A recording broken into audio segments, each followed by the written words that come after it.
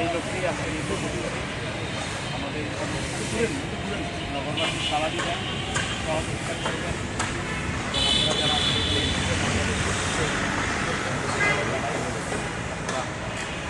এই কর্মসূচিতে সাড়া দিয়েছেন, আল্লাহ আমাদের এই কর্মসূচি কবুল করবেন। মাহে রমাদান বছর ঘুরে আবার আমাদের কাছে সমাগত। ইনশাল্লাহ আজকে আমরা তারাবি পড়ব, সেহরি খাবো। আগামীকাল থেকে মাসব্যাপী সিয়াম সাধনা শুরু হবে।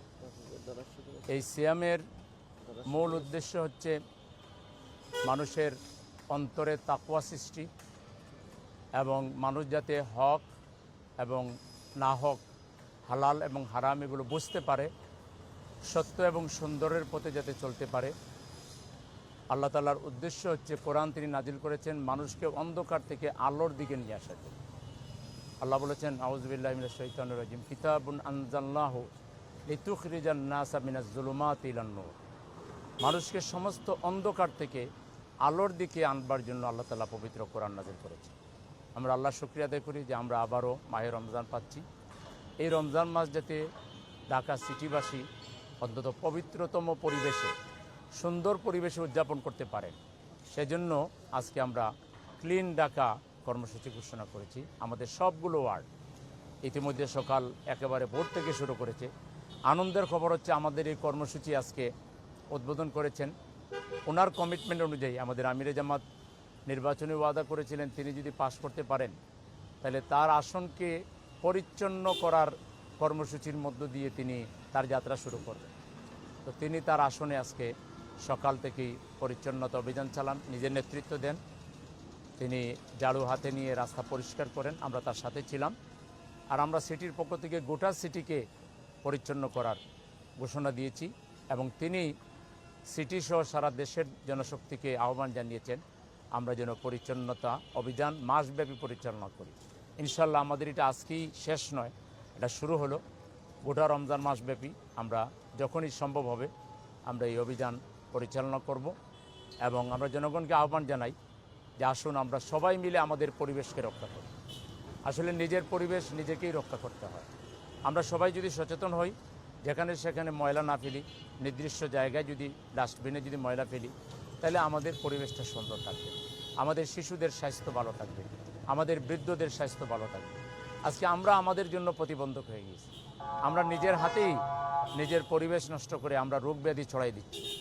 এখান থেকে বাঁচতে হলে আমাদেরকে জানতে হবে, সচেতন হতে হবে। আমরা যদি মাহে রমাদান এসেছে কোরআন স্টাডি করি, তাহলে কোরআনে দেখব এত সুন্দর সুন্দর আল্লাহর বাণী আছে, যেগুলো যদি আমরা ইমপ্লিমেন্ট করি নিজের ব্যক্তি জীবনে, পরিবার জীবনে, সমাজ জীবনে, রাষ্ট্রীয় জীবনে, তাহলে আমাদের গোটা পরিবেশ সুন্দর হয়ে উঠবে। রাসূলুল্লাহ সাল্লাল্লাহু আলাইহি সাল্লাম বলেছেন যে আমাদেরকে পরিষ্কার পরিচ্ছন্ন থাকতে হবে এবং এটাকে তিনি ইমানের অঙ্গ হিসেবে উল্লেখ করেছেন। ইমান মানে কি? ইমান মানে বিশ্বাস, আর বিশ্বাসের প্রতিফলন হইতে হয় কাজের মাধ্যমে। আমরা যদি সুন্দর কাজ করতে পারি তাহলে আমাদের বিশ্বাস যে সুন্দর শক্তিশালী এটা প্রমাণিত হবে। আমি আমার প্রিয় ঢাকাবাসীকে, বিশেষ করে সিটি নর্থের জনগণকে, সম্মানিত নাগরিকবৃন্দকে আমার হৃদয় নিংড়ানো শুভেচ্ছা জানাচ্ছি এই জন্য যে এইবারের জাতীয় সংসদ নির্বাচনে ঢাকা 1500 আমিরে জামাতের আসনসহ 4টি আসনে সরাসরি জামাত ইসলামীর এমপি নির্বাচিত হয়েছে। একটিতে জামাত সমর্থিত 11 দলের নাহিদ ইসলাম, যিনি এখন সংসদের বিরোধী দলীয় হুইপ হয়েছেন, তিনি নির্বাচিত হয়েছেন। আরও 2টা আসনে মাত্র 1-2 হাজার ভোটে, ঢাকা 13 এবং ঢাকা 17, 1-2 হাজার ভোটে হারানো হয়েছে। অনেকে বলেন যেটা হারানো হয়েছে, আল্লাহ ভালো জানেন কি হয়েছে। আর ঢাকা 18 যেখানে বসে কথা বলছি, এখানেও একজন নতুন ক্যান্ডিডেট আমরা দিয়েছিলাম এনসিপির, তারপরে তিনি বিরাট সংখ্যক ভোট পেয়েছেন, 1,26,000 ভোট তিনি পেয়েছেন।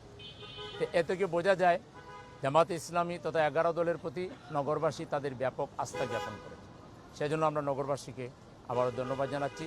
তাদের সেই আস্থার বদলা আমরা কর্মের মাধ্যমে দেব এবং আজকে তার শুরু হলো। আমরা পরিষ্কার পরিচ্ছন্নতা অভিযানের মাধ্যমে নগরবাসীকে একটা সুন্দর সুস্বাস্থ্যকর জীবন আমরা উপহার দেওয়ার লক্ষ্যে প্রথমে এই কাজ শুরু করলাম। পর্যায়ক্রমে আমাদের প্রত্যেকটা ওয়াদা অক্ষরে অক্ষরে আমরা বাস্তবায়ন করব ইনশাআল্লাহ।